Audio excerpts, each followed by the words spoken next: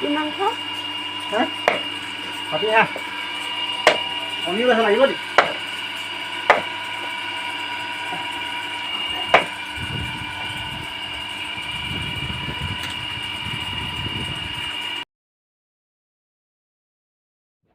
Hello' everyone, কি খবৰ আপোনালোকৰ? আৰু আজি হৈছে 13 মাৰ্চ। ভিডিঅ'টো মই মৰ্ণিঙৰ পৰা ষ্টাৰ্ট কৰিছোঁ। আজি আমাৰ আয়ুষ বেটা অন্নপ্ৰাশন। এয়া মই ক্ষীৰ বনাই আছোঁ।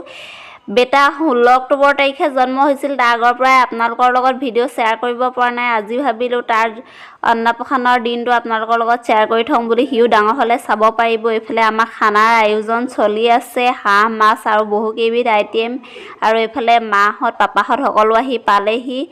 এয়া সি পুঠাকৰ কোচত উঠি আছে আৰু দদুৱেকো বহি আছে। এয়া সৰু বাও আহি পালেহি। সকলো মিলি খানা বনোৱাত ব্যস্ত। ঠিক আছে, তেনেহ'লে ভিডিঅ'টো আপোনালোকে চাই ভাল পাব বুলি মই আশা কৰিলোঁ। কি কি আইটেম? মই হাঁহত লাগি আছো দেই। দালি আছে, মাছ আছে। খালি ড্ৰেছ দিব বেলেগ ওপৰত মাছ, হাঁহ, তাৰপিছত ডিম আছে, নিৰামিষ ডিম।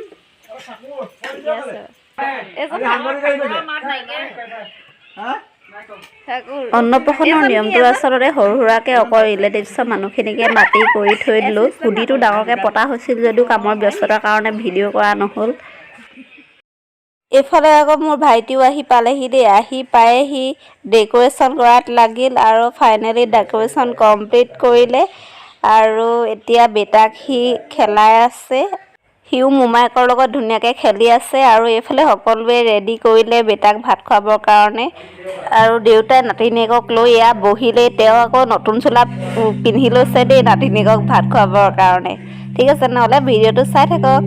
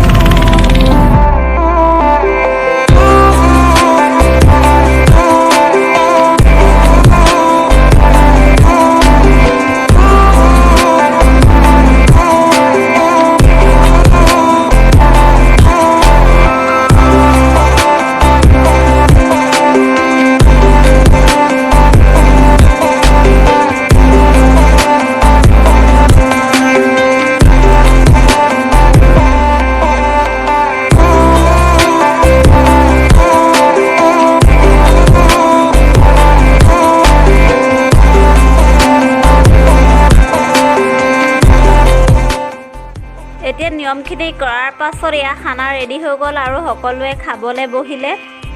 ৰাতিয়েই হ'লগৈ আৰু এইফালে আমাৰ আলহীও আহিল। শাহুমাৰ নবৌৱেক, আপা আৰু আপাৰ ছোৱালী বা, আৰু এইফালে মোৰ মাৰ ঘৰৰ ওচৰত দাই খুৰীহঁত আহিল আৰু ভাইটিৰ লগৰখিনিও আহি পালেহি। আৰু এতিয়া ৰাতি প্ৰায় 10টামানেই বাজিব হ'ল আৰু আলহী আহিবলৈ নাই আৰু। ঠিক আছে তেনেহ'লে এতিয়া মই ফ্ৰেছ হৈ লওঁগৈ। সকলোৱে আমাৰ বেটাক মৰম আৰু আশীৰ্বাদ কৰিব। পুনৰ এটা নতুন ভিডিঅ'ত আপোনালোকক আকৌ লগ পাই আছোঁ। আজিলৈ বাই বাই।